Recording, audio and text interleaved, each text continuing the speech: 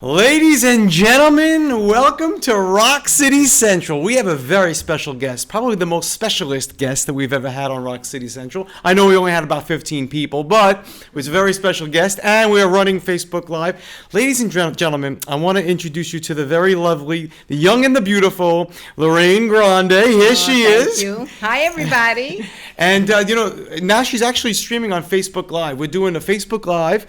You are totally hip on everything. You are Facebook Live. She's on Instagram, right? Yes. She's got everything going on. I try. Yes, and you've watched all my YouTube shows. Yes, I'm the only one that does a little...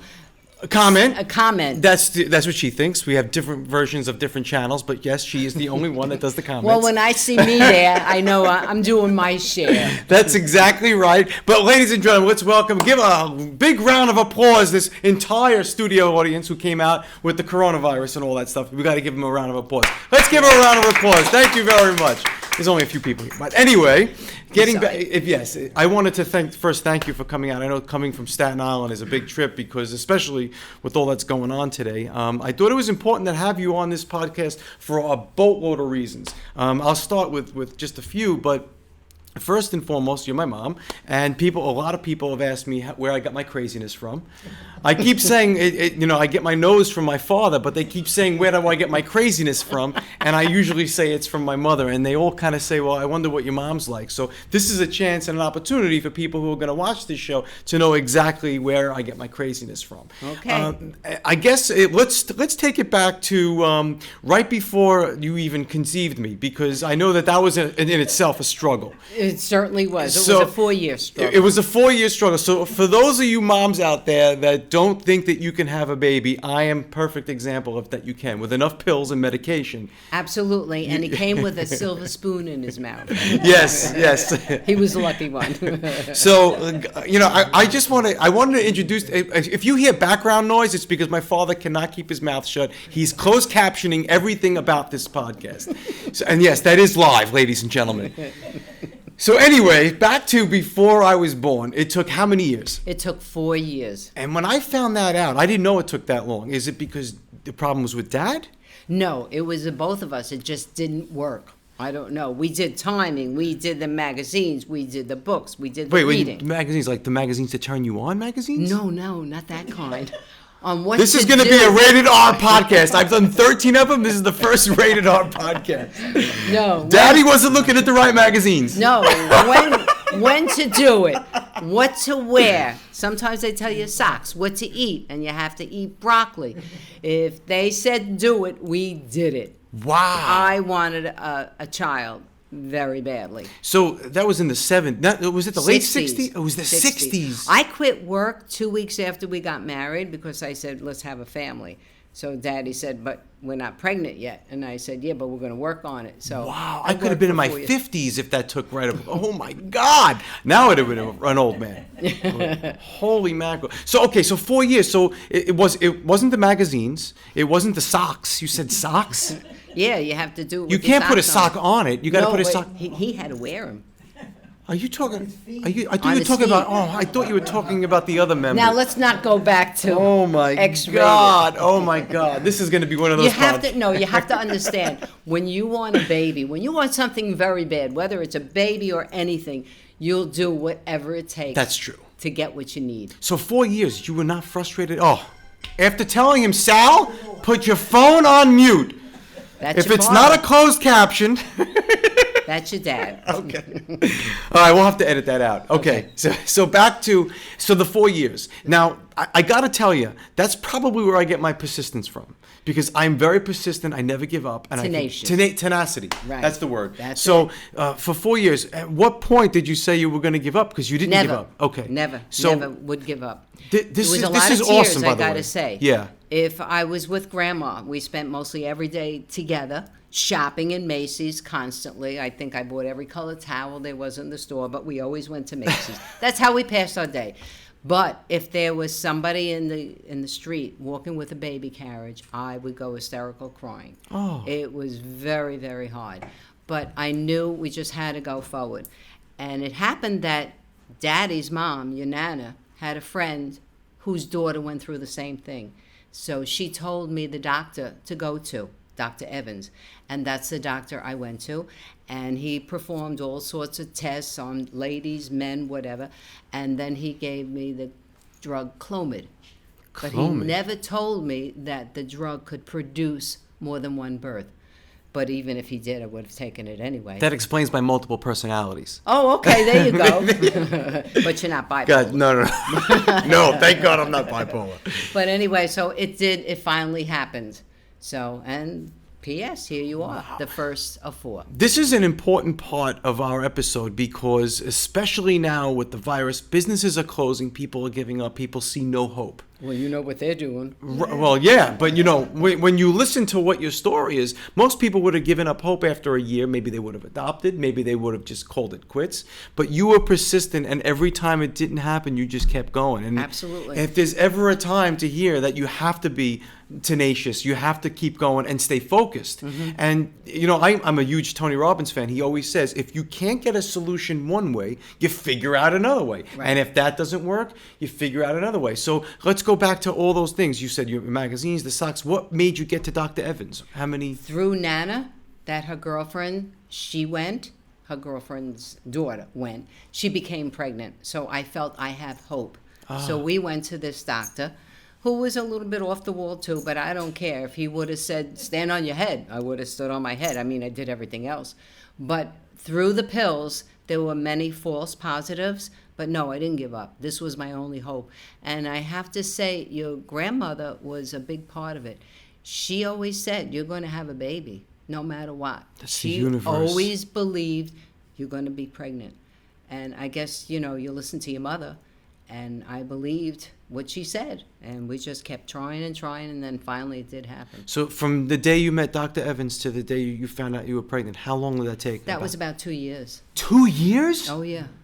Yeah. And And what he made was you not- downtown. But what made you not Brooklyn. want to look for another resource after 2 years? You just kept going. Because I heard of success with this woman. So naturally, I'm not going to leave somebody that was successful someplace. And she even gave me the book. Her book was, when you become pregnant, you sign the book and pass it on to somebody else who's not as fortunate, and let them try. And that book went all over. I have no idea in whose hands it may be even Holy today. mackerel. But we all signed the book and we passed it on. Wow, that's Yeah. amazing. Yeah. So let's talk about when you found out you were pregnant. Oh, God, that was heaven. That was heaven. But the doctor said you have to really take it easy because you never know, something may go wrong. So we were very cautious about who to tell, what to say. But naturally, we were, flying off the handle. We were crazy. We were very, very excited. I remember asking Dad, I said, what was it like? Your first son born? You know, he's firstborn is a son. You must have been... And on New Year's Day. On New Year's Day in the Right. middle of a snowstorm. I mean, Yep. it was great, right? He goes, are you kidding me? I didn't have to hear your mother screaming at me about not having a baby anymore. I thought he'd be happy to have me. Look at that face. Look at that face. He knows, as he goes, because that's what it was like. It was probably a lot of stress for you guys. Oh, it certainly was. Yeah. But that's great. And then 16 months later, you have a second child. Well, the doctor had said to Daddy, be careful because once the engine is primed, forget about it. Wow, is that the way they called it that time? The engine was primed. Wow, that's And I amazing. remember then I was pregnant with your brother Paul, and I called up Grandma. I was so happy because you were only, 8, 9 months old. And I said, guess what? I'm pregnant. And, Excuse me, this background noise. Yeah, well, This is amazing. This is amazing. it's hard for Dad to keep his mouth Just for the next 40 minutes. Yes, they can. Yes, we can. You're right next to the phone. Lady, if anybody commenting, please comment to ask Sal to please Keep your keep hands it down and to your mouth himself. closed. So anyway, I said, aren't you excited? I'm going to have another baby. And she wasn't excited.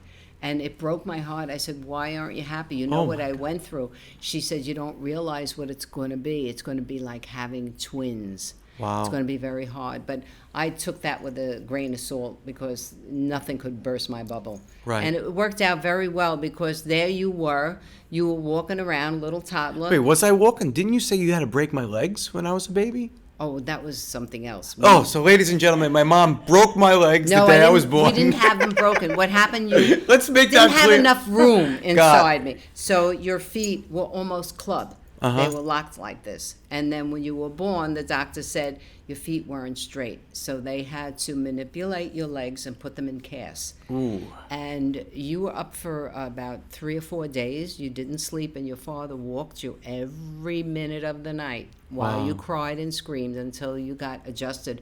You had no choice. This is the way it was going to be. Yeah. For 6 to 9 months, you were in the cast. Wow.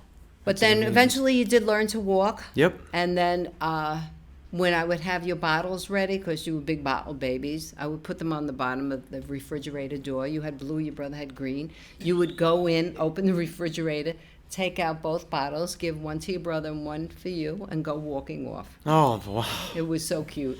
Wow. And then you had David, which is the third. Yeah, but I didn't get pregnant fast enough, so I went back to Dr. Evans. Did you really? More pills. Yeah. Oh my God, I had no idea. Knowing now that you, at that point, that you could have multiple kids. Yeah, well, I love children. We thought we were going to have 6. 6 kids? Yeah, we changed our mind to 4. Oh my God, yeah, it must have been Lauren that did that one too. No, I got tired of staying home. There was too much life out there. I wanted to enjoy life a little bit. No, that's true. And then, of course, my beautiful sister, we call her Lufus. We call her tons of things. Muffin Head, all that, Muffin, and all that other good stuff. And that was, I remember the day that you found out that Lauren was born, Dad came back with pink champagne and we celebrated. You remember that, Dad? The pink champagne. Okay, so yes, he does, ladies and gentlemen. He does. He does. That was a great time. But, now... let's put the mom aside and let's go back into being an entrepreneur. So I really feel that a lot of my entrepreneurial tendencies and my mindset comes from watching you when I was a kid. The things that you've done, for example, you were a big seamstress. You sewed everybody's clothes. So, growing up, watching you, I didn't even know the word or the term entrepreneur, but I knew that you could work for yourself. Right. So how did that start? Because you learned from Nana how to sew, right? No, what happened in school, home economics, they used to teach you in PS 203. And you had to make your 7th grade skirt and wear it to school. Otherwise, you failed. Wow. And then for 8th grade, you had to make your graduation dress and wear it for graduation. So you had no choice but to learn. Wow. So I learned. And it just took off from there. I started making a lot of my own tops. And I would wear it to school, picking up your kids from school. And another mother would see it. Oh, I like that top. Where'd you get it? Oh, I make them. Would you like one? What color would you like? And that's how it all started. Wow. So picking up your kids from school, I'd be there with my little shopping bag with Rose got blue and Fran got green, and that was it. That was the hustle. That's where I get it from. Yeah. And it was called Lorraine's Custom Boutique. Yes, it was. And Grandpa used to complain, you don't charge enough. And I said, but Dad, that's how you get the business. You start low. When the business grows, then you can ask more. I wouldn't have this many people if I was overcharging them. And I mean, that time, and maybe in the 70s, it was like $5 a blouse. Custom made. Wow. Color, everything you wanted. And I feel that maybe Grandpa was onto something because there's more value in that it's custom made. This is not a racked Macy's blouse, right? But I didn't appreciate it for that because to me it was second nature. It took me maybe an hour to put something together. And we used to have Trudy's material store. I do remember Trudy's on the corner of Schenectady Avenue in Brooklyn. Yep. And we used to get the fabric there. Yeah. Mm-hmm. And she's you not asked with us for a anymore. yard, and she would give you 2 yards. Wow. So I got double for my money. Wow, that's amazing. That's amazing. So yeah, growing up, because all of my friends came to you, and they've done all of your work as well. And then you've got into other stuff. So what are the other things that you've gotten to as far as your entrepreneurial life? Well, then from there, your Aunt Mary, Grandpa's sister, she used to make drapes for the theaters. So really? Then she taught me how to make drapes. So and by the way, you made drapes for all the Rock Out Loud rooms. For the rooms in here, the 8 rooms, yeah. Wow, so she taught you how to do that? Yeah, she taught me how to make a pinch pleat from scratch, the way they did for the movie theaters. So you know that all the drapes in our house were pinch pleated drapes. And you made them all? I made them all. Oh, and I then had no if idea. somebody wanted drapes, I was there making the drapes. And then if they wanted more than that, and it was a cornice or something to be hung, Daddy became the carpenter. And he used to come with My me. father? Yeah. The carpenter? And he used to hang all the drapes. Look at those looks that he's giving you.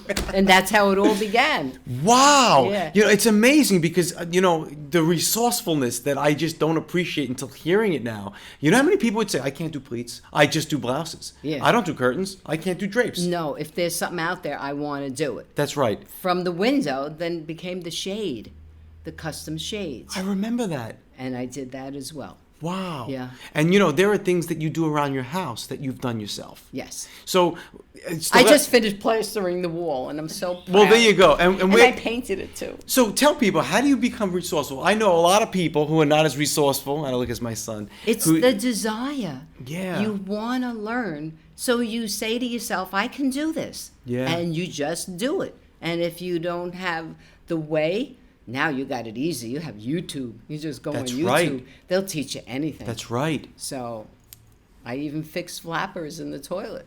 The flapper. Oh my gosh. So, I it goes to enjoy show- doing all that. Yeah, me too. And people. I'm a certified ethical hacker, and people ask me why I like doing that. It's the game, right? It's just to figure out if you can do it, and Right. you've always been great at that. Maybe that's something else I attributed from you is that resourcefulness, Right. which is super, super important. And if somebody tells you you can't do it, done. You're going to do it. I know. That's Yep. why I get that That's too. inspiration. Yeah. Don't tell me I can't do it. I got the whole world out there. I will do it. That's a great point. So I'd love for you to to just explain to people the story of how you taught me the importance of responsibility, making my own money, because I've gotten to a point in my career where I hold those responsibilities true to my heart, and I value them as well. But it started with you. So why don't you tell people, as a mom talking to a son, but talking to an audience of maybe some people, because a lot of people are, some people think, well, I've had it bad, so I got to give my kids everything, and they become entitled, right? Yeah. I think that's the worst thing you could do for a child. No, I never felt that. I have the four of you, but I never felt that anybody was entitled to anything. You want something, you have to earn it. And starting with you were my first, so I guess it was hardest on you, but that's how I learned as well. You didn't agree with me a lot No, of the I times didn't. growing up. But I remember one time you had your bike, your two-wheeler, but that wasn't good enough. You wanted a different bike. Wait, let's clarify this. I was turning 10. Right? They were 12-inch wheels. And I looked like a circus clown.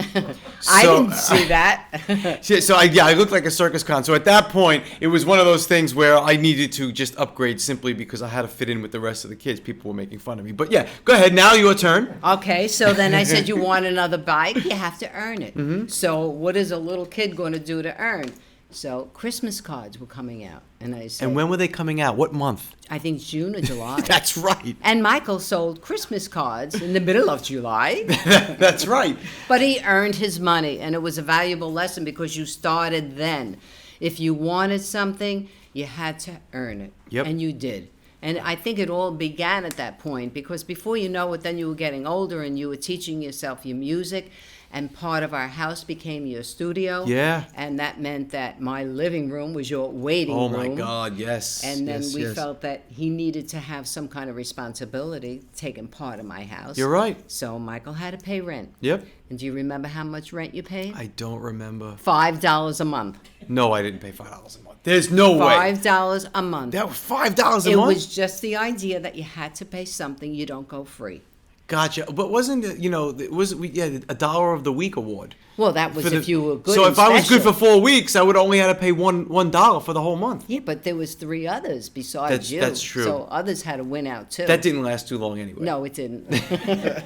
So just out of curiosity, what was the money lesson that you had to learn as a kid? Responsibility. No, You get from your nothing. parents. Okay. So because you said that's how you growing up. Yeah.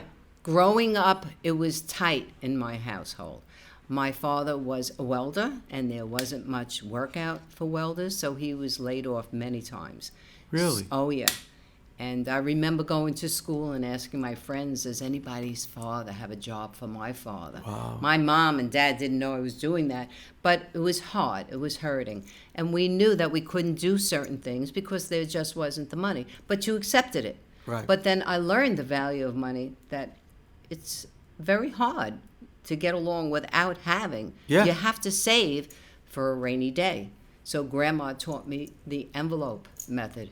Which you're still using today. I still use it today. It's funny. I have some envelopes sitting in my house all over the place that I forgot where I even put them. Right. And wait, when you came to my first apartment, on the door, and I think the Pignataros are watching, because one of the Pignataros who was a mail boy, a paper boy, Yeah. every single time he would come, there was an envelope before you would leave my apartment, and you're like, "What's this?" And I said, "Oh, that's just my my envelope. So when I have to pay the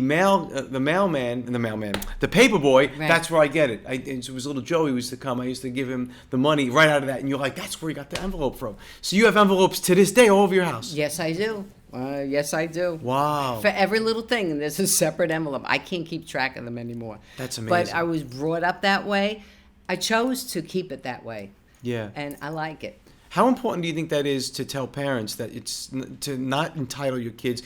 Listen, you've done the polar opposite. You went from not having much to teaching us how important it is to save and to make your own money. Whereas the families today are, I didn't have it much growing up, so I'm just going to give and shower my kids with everything, and I'm guilty of that too to some Yeah, extent. see, that don't sit with me. Yeah. Because I didn't raise you kids that way. It doesn't mean that it's wrong for you to Was do it a different time, do you think, or is it a mentality thing? I think it was a mentality, okay? Because we certainly had enough just to shower you and give you, but it just wasn't in me that way. Yeah. I would rather know that you wanted something, you earned it.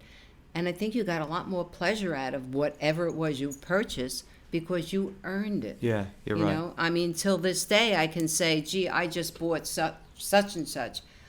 Daddy said, I'll pay for it, but I want to pay for it because I earned it and I value it more. Right. And it means something. And I think that's important for anyone out there to let your children value what they have. Mm-hmm. Not because you don't want to give them the money, but it's a valuable lesson Yeah. to learn. I agree. And I'm watching you while you bought your first car, the Red Mazda. Yep.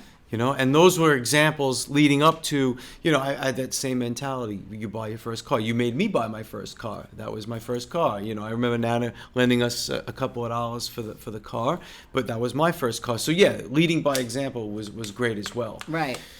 So that's a great story, but you've done other things. You've done head of the PTA. Yes. You've done stuff like that. You're now running whatever you're doing now in your community of your, would you call them senior citizens? I call it Sassy Seniors. Sassy seniors, Yeah, that's it's our right. Lady Star of the Sea. It's the 50 plus club, but I didn't like 50 plus. That sounds old. But Sassy Seniors, that sounds pretty good. That sounds sassy. That sounds very, very sassy. So did you accept that job as somebody giving it to you, or you just said, I'm going to do this? The president at the time, it was a little bit too much for her to handle everything. So she called me over one day and she says, Laraine, I want you to be running the trips. I want you to be the trip coordinator. So then I said, oh, all right, I can see doing that. I'll get a little committee together. She goes, oh, no, you won't. You're going to do it yourself. I did it myself for 17 years, and you can do it. And I said, you know what? She said, I can do it. Yeah, I could do it. So, P.S., I'm doing it. But you do it different. Like, you got to admit that I don't think that she'd do it to the extent. I'll give you an example. Hey, there's 13 buses, and we're going to choose this one, and we're going to get the best deal, negotiate the best deal, and make sure that everybody's taken care of. So she probably, and I'm just speculating, I don't know, all right, let's just book this bus. We have a friend that's done it. We'll just do that. You do the research, and you analyze it. You get the best. I do that all the time. I got to think She wasn't happy when I changed. Really? Buses, the companies, yeah. There you go. She said, Laraine, we use such and such. And I said, well, why should I use them if I can get a better deal from someone else Right. and save all the members money? That's always been my way, to try Right. and save money. Why should I get something that's costing more when I know I can get for less? Right. And that's how it began. And there's growth involved when you do stuff like that, right? Not only do you meet more friends, you get more connections, you network with people, and you get to... So explain to people how, if you get out of your comfort zone, and how many times would you say you've Many gotten out? times. Many times. Many times I'm out of my comfort zone. Believe me. Anything I do, I'm out of my comfort zone. But I push myself because I know I can do it. Right. And you get frazzled. Oh, yeah. Everybody gets frazzled, so you got to let people know it's not easy. That's why they make Zinfandel. That's exactly right. But the only thing you haven't quite mastered yet was fixing the computer. Yeah, I do. That overwhelms me. Why does that, out of everything else, why does the one thing that I do for a living overwhelm you? Yeah, I don't know. Maybe I don't have complete control because I don't know the mechanics of it. But you don't know the mechanics of anything, but you figure it out. That's true. You know how to do the flapper. Yeah, but the computer overwhelms me. Maybe because when you touch one thing, it brings you to another thing, and then I lose sight of what I'm doing, and then maybe sometimes I forget what I just did, and it's easier to call you up at that point. It probably is, yes, and we do the remote stuff like Right. that. So what are the things that you're doing now? I know you've actually, because of the virus, you were able to, now I think it was 97 people you were able to exchange tickets for or refund Oh, money. it came to 57. Oh, 57. 57, yeah. 2 trips had been organized, and it had to be canceled out. So that too was overwhelming. I knew I had all the money in the checking, but as you're writing these checks and checks one after the other, you get a little bit overwhelmed. and say, Anxious, yeah. yeah. I'm hoping that I'm covering all of them. Well, I did more than cover them. I had no problem. And thankfully, everybody got their money by now. And to all the sassy seniors that are watching, Rock City Central know that she was very concerned about this. She called me up. She's like, I got through this. I got to make sure everybody's okay. And you've always had the other person's best interest at point. And that's very, very important, which is probably why you became that leader of the sassy seniors, Right. as far as that goes. Just out of curiosity, I know that your mom and dad, my grandparents, they're no longer with us. Could you give me 1 or 2 examples of the things that you remember the most about in terms of what you've learned from them and what you valued most? I guess it was my mom. My mom always, your grandmother, always encouraged me. There's nothing you can't do. My father wasn't like that. Really? No, he wasn't like that. He was more laid back and, Grandpa was laid shoot. back? Yeah, shoot it. Because my mother took care, his wife, my mother, always took care, grandmother, right. always took care of everything. So he didn't have hands on any of it. But grandma always inspired me, oh, you can do it. You can do it. And I guess I really believed it to the fullest because till this day, if I'm unsure about something, I say to myself, I can do that. Right. And I attempt it and I do it. So what would you say was the mindset of being able to I guess the confidence, maybe that's the word, confidence? Right. Maybe she gave me the confidence looking back, right? Because I never doubted myself. I just went and tried it and did it. And the worst that can happen? Is keep trying. You keep trying. It's the worst case happen. You fail and you just keep going. Just keep going. So I remember this for now. I have to bring this up. When you first met Dad, because this was I know the story that he told me. I just don't know if it's the same story he told you.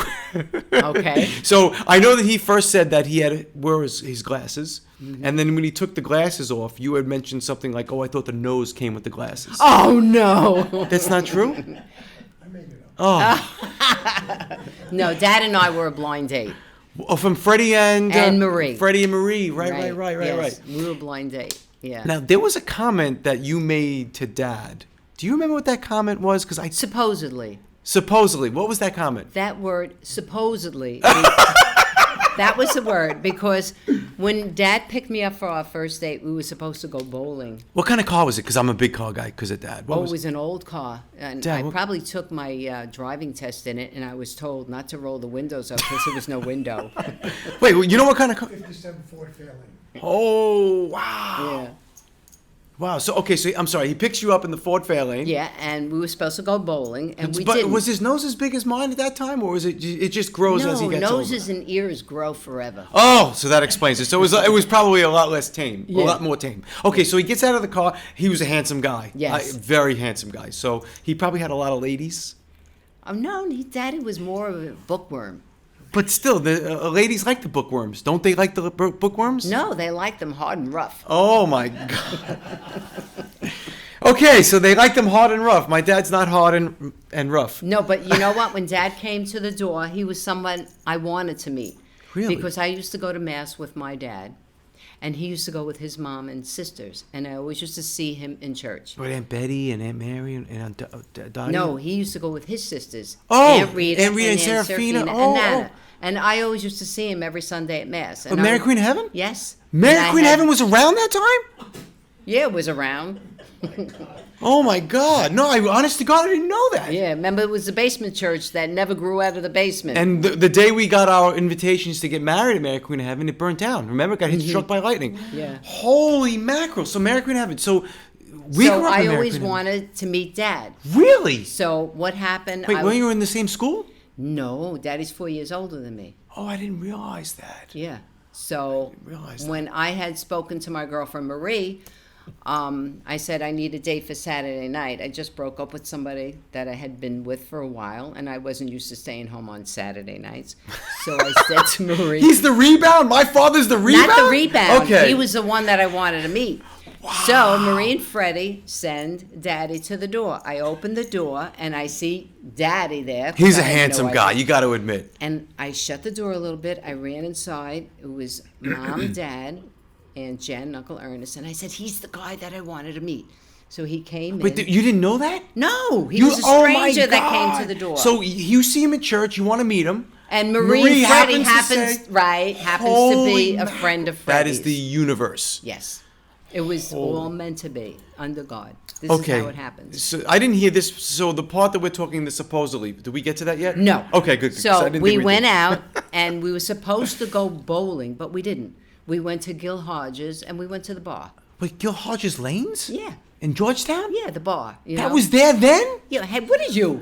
Mom, I grew up in Gil Hodges too. David worked in Gil Hodges. Well, you think nothing happened before you? I thought it was. Dad always told me it was just dust and dirt. There was no streets or no, anything. there was a bowling alley. Yeah. It was. She's telling me it was somewhere else. So I'm sorry. It was Needwood first, then it came to. Oh, Oh. you see? Oh, I didn't know that. Oh, so All it I wasn't know Georgetown. That we went to Gil Hodges Lanes, and we went to the bar. And we spoke. So were you we met. drinking? What? How old are you? I was 18. Oh, you were 18. Yeah. So then Dad's No. 22. No, 17, I think it was. And Daddy Dad's was 21. Oh, so yeah. he kind of robbed the cradle a little bit. No, we both walked out with the cradle. Oh, okay. So wait, he takes you to a bar. You're 17. You're not even allowed to drink unless drinking was like 12 back then. Oh yeah, they didn't prove They didn't you for prove? anything. No. Gotcha. So Dad takes you to a bar? Yeah, and it was like the lounge, you know, the little couches, table for two. We sat, we spoke, we got to know one another. And when it was time to go home, he brings me up to the door and he said, "I'll call you again sometime." And I looked at him, and the This is the word one. supposedly comes out. So he says, "We'll go bowling." So I looked at him, supposedly, and that bothered him.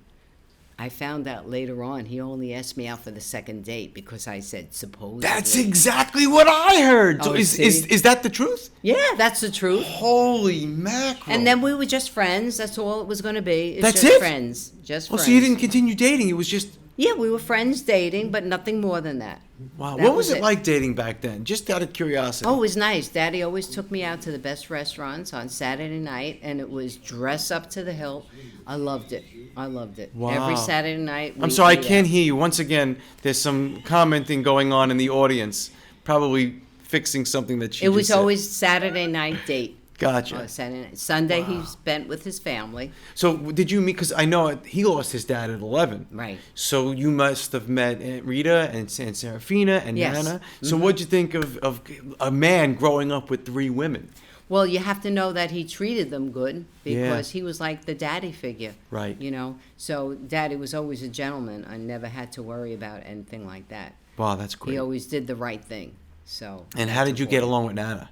We got along fine, Mm-hmm. and especially she liked me. I think because I sewed. I was just about to say, was that the connection of sewing Yes, and stuff yeah. like that? And then I got her sewing machine, and I still have it to this day. Oh, that's right. That's because your right. aunts never wanted to sew, so Really? yeah, they never sewed at all. Gotcha. Right. Well, why would Aunt Rita want to? She lives up the block. Hey, Nana or Mom, make Well, me a growing ham. up, Right, yeah, right. do it, yeah. Exactly But right. my mother sewed, but yet I learned Yeah, because yeah. I wanted to. I mean, Nana sewed up until she was like in her 90s or something Absolutely. like that. Wow, that's amazing. Okay, so then flip it. How did your parents like Dad? The Italian stallion, the bookworm. Now, Dad had at that time he was 22, but he was already finished college or no? Or finishing? Daddy went to school for a long time. Not because he was not smart, because He wanted to be smarter. he wanted to be smarter. He went Right. and got his PhD. Right. So he got Daddy so was always in school. That was a given. the Mike Stivic, let's call it. Okay. Mike Stivic, all in the family. Right. All right, but he did work.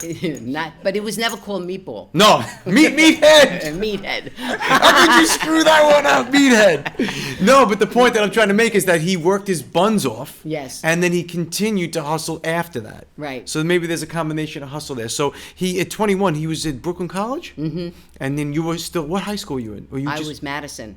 you went High to School. Madison High School? Daddy took Ma, me to I my taught prom. at Madison. Yeah. Holy You mean Madison was still there? When you taught must have that? just built it. Holy mackerel. So Yeah. you went to Madison. So then when you graduate, when did you get married? After meeting him at 17. How old were you? We were dating about 18 months, and then we got married. Wait a second. You were friends for how long? 2 weeks before you started to date and then got married? I remember coming home and telling Grandma, yeah, we're friends. That's all we are. And she was very happy because she didn't have to worry. How did Grandpa like that? Well, he liked him fine. Yeah. Really? Yeah. And then one night I came home and we started talking about getting married. And Grandma was Wait. on the How long is that? Like a couple weeks? maybe Month? about 8 months. Grandma was on the couch smoking her cigarette. And I came home from a date and I said, yeah, we're thinking about getting engaged. And the cigarette went here and stopped. She looked at me and she said, but I thought you were only friends. So I said, yeah, well, that's how it starts. And for people out there, you should know, first you got to be friends. Yeah. That's how it starts. And you didn't start living with each other yet? No. That's that was a no-no. Yeah. No, you didn't do things like that. that they didn't do back then. No. That's for sure. No. Holy mackerel. Okay, so then how did he propose to you? Because my wife proposed to me. I didn't get that chance or that opportunity. We were upstairs in his room at his mom's, and it was Christmas Eve. Upstairs? And yeah, he had his bedroom upstairs. Where at Nana's. Rose used to be No, remember? before the house was converted Oh. to a two-family. Okay. And Daddy proposed to me there in his bedroom. In his bedroom? Was that the way he can get you in bed? No, you didn't do things like that. We just happened to be up there, and it was quiet. So By we the way, if you knew my mom, that's not an out of the crazy question, right? Tonight it is. Tonight it is. Well, now that we rated off. So Dad is there with the ring in his hand, and I was so excited I went like this, and the ring went flying. So up comes his two sisters, his mother. We're all on our hands and knees looking for the And that's a engagement beautiful ring. You still have that ring, Yeah, wearing it, well, of course. no, I don't have it anymore. I was in an accident, and it had gotten damaged. The whole ring got all messed up. It had to Really? be cut off when I was in a very bad car accident. Oh, my goodness. Yeah, and Daddy replaced it, and now I have this ring. But, Gotcha. Yeah, I had it for many, many It's a years. beautiful ring. Yeah, a pair. Yeah, that's right. He didn't cut any corners No, back then. I used to tell him that my friends all were getting engaged and they got pairs. So that was my hint. I didn't have any friends that got a pear-shaped ring. That's amazing. You and do then, what you have to do. And then you got married. Wow, that's a great story. I didn't even know any of this. I don't even think our your kids know all this stuff. This is incredible stories, incredible stories. So what made you decide to not go to work and just become a housewife with all of these? You have this thing that you want to do and conquer the world. Is it because you just wanted kids? Before I wanted to conquer the world, I wanted to have 6 children. So that's where my mindset was. Until after I had the 4 of yous, then I start getting active in the PTA, and I started low grade and then wound up as president. And after 4 years as president, then my mind is working more because I'm out socially, meeting political people, going to all the Right. functions, and there's a world out there, a life. Right. So that's when I decided it's time to end the search for the 6 children, be happy with my 4, Right. and then I started out into the world. Gotcha. What would you say you've done for the community? Because everybody knows you. What's your biggest contribution, whether it's growing up on East 58th Street in Brooklyn, or moving out to Pennsylvania, or working in, or doing something in Staten Island? What is your greatest contribution that you've made to people? Because it's all I love to do is help people. I think I get it from you. Pay it forward. Yeah. That's very important to me, to pay it forward. Anything I've ever done or still do to this day, I like to help people. If it's helping them get where they want to be, fine. If it's me learning to do something else and helping them, fine. Right. I mean, I've touched on a lot of careers. I've never stayed with more than one career, more than 5 years. Really? Because there's too much out there that I wanted to do. That's true. And I did. That's right. You were in my life growing up, whether it's the PTA president or whether it's the Cub Scouts and the Weeblos. Remember I those? forgot about that. Yeah, and Mrs. Carter. Mm-hmm. John Yeah, she Carter. did it with me, right? Yeah, that's exactly right. And just the things we just lost. Peter Setter, Charlie Setter. Peter Setter's father, and growing up, those were some great Neighbor. days. Yeah, Mm-hmm. As you see the neighbors. They're not around anymore, but there were some great times growing up. And, I tell people a lot of the times that, you become the person you are because of the way you were treated growing up. I wouldn't be who I was if it wasn't for a mom like you and a dad like that. And I say that in the best way. So, people say, like you had said, I didn't like paying the $5. Thinking back now, what a lesson learned. And everybody should be doing that. Right. And I'm trying to do that. It's challenging a little bit with my wife, who's in the audience. But there's the face. But, it's important to not entitle them. And I would not have had that mindset because I think that you're 100% right. It's so important to make sure that you don't entitle people and you make sure that they're very well aware that they have to earn everything that they want. And the funny part of it is that $5 was saved on the side in an envelope. That's exactly right. And I when remember you that got day. married, we gave you your envelope of all the accumulated money you got from growing up, whether it was communion, Can I confirmation, tell you how you gave it to me? and the $5. I remember that day like it was yesterday. I'm glad, but now share it. We 'cause moved into 2370 Royce Street, the second floor apartment of the most beautiful place in Bergen Beach, Brooklyn. I Yeah. love that place. And we moved in, and my dad came by, and it was just me and Lori, and it was the four of us sitting at the kitchen table, and we had borrowed some chairs. We had no blinds, no shades, no curtains, no nothing, but we loved the apartment. I'm like, Ma, Dad said we're house poor. And we were house poor. We had nothing.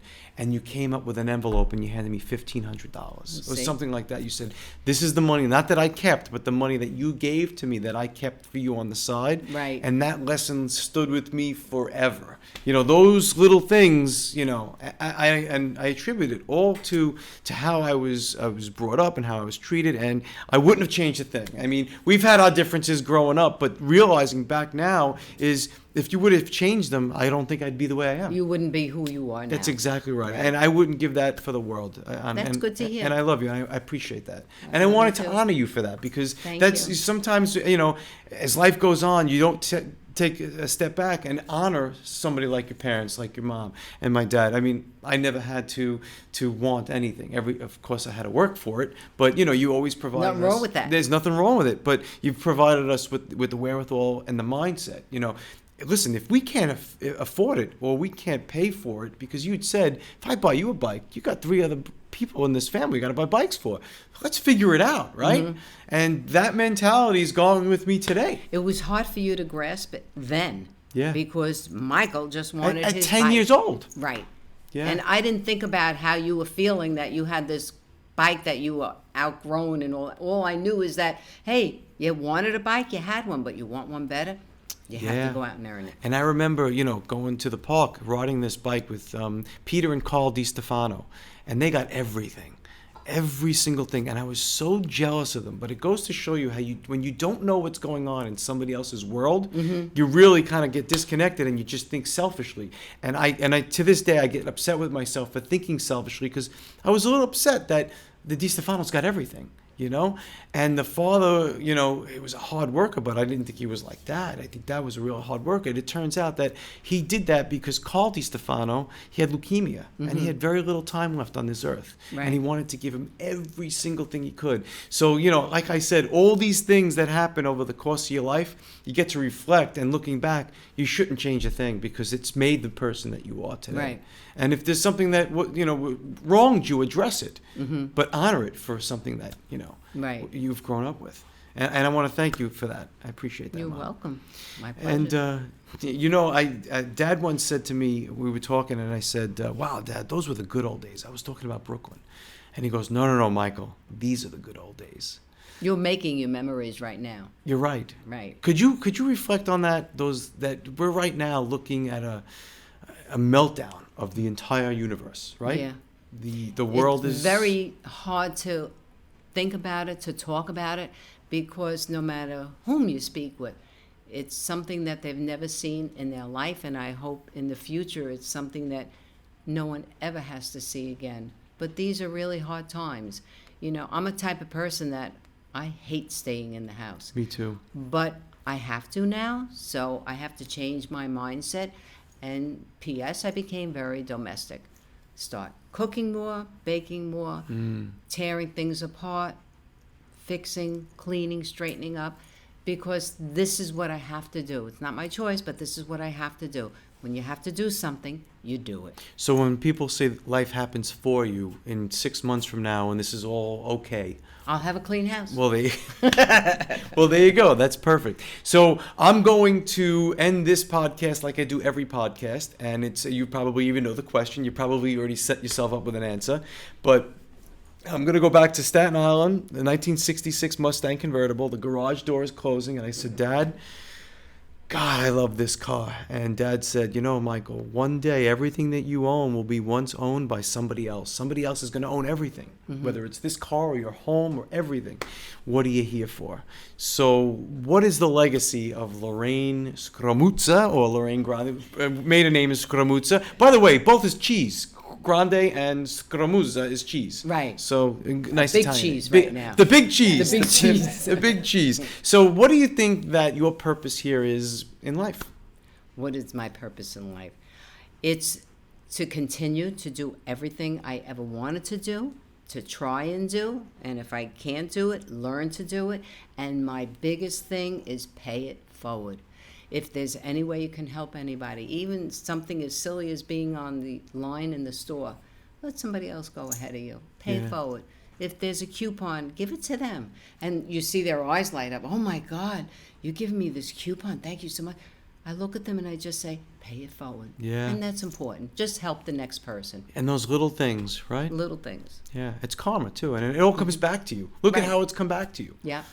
But Yeah. I wanted to wrap this up, and if anybody wants to contact you, whether it's going to be a sassy senior, if you ever want to move to Jersey, she's going to be head of the sassy seniors, if that's ever an option. Or if anybody, you still do seamstress stuff? Oh, I sure do. So if somebody wants to contact you, and you do it all, if you ever see the curtains that are done in this room, I drove my mom absolutely crazy because Yeah, the a lot curtains, of changes. the curtains go and they go from big to small, and it was just but from scratch. And if there's a beautiful dress that you want to go out and get and you can't afford, you'll take it, you'll make the copy of it, and you'll make that dress. I'll try. You'll make it custom, and you do it perfect, by the way. Thank So how you. could they reach out to you and contact you? I'm on Facebook, and What's your Facebook? Is it Rio Grande, or is it, what is I'm Rio Grande Lady. Rio Grande Lady, At without an Yahoo. E? Rio Grande? No D. Rio Grande. Oh, really? RIOGRAN. Okay. I dropped the D and the E. Okay. And I became the lady Okay. at Oh, yahoo.com. Rio Grande Lady at yahoo.com. Okay, thank you very much. This was a fantastic episode, Thank and I you. want to honor you, my mom. Thank The you, Michael. best. The best. I love you. I love you too. Okay, bye-bye.